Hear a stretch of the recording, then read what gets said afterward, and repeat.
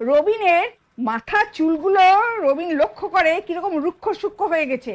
রবিন তখন মনে মনে ভাবে এখনো তো বিয়ে হয়নি, এইগুলো যদি ঠিক না করি তাহলে আমার গার্লফ্রেন্ড হয়তো পালিয়ে যাবে। এর জন্য একটা নর্মাল স্পা করতে হবে, এর জন্য একটা বিউটি পার্লারে যেতে হবে। রবিন সেই মতন একটা বিউটি পার্লারে যায়।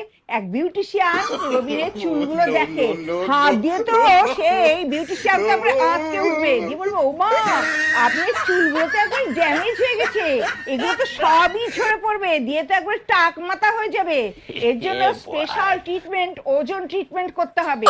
তখন রবিন বলবে যা ভালো হয় আপনি তাই করুন।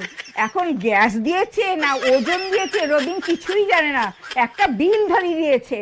রবিনের পকেটের টাকা তো একবারে কপুরের মতন উবে যায়। ওই 9,000 টাকার বিল দেখে রবিনের চুলগুলো তো একবারে খাড়া হয়ে যায়।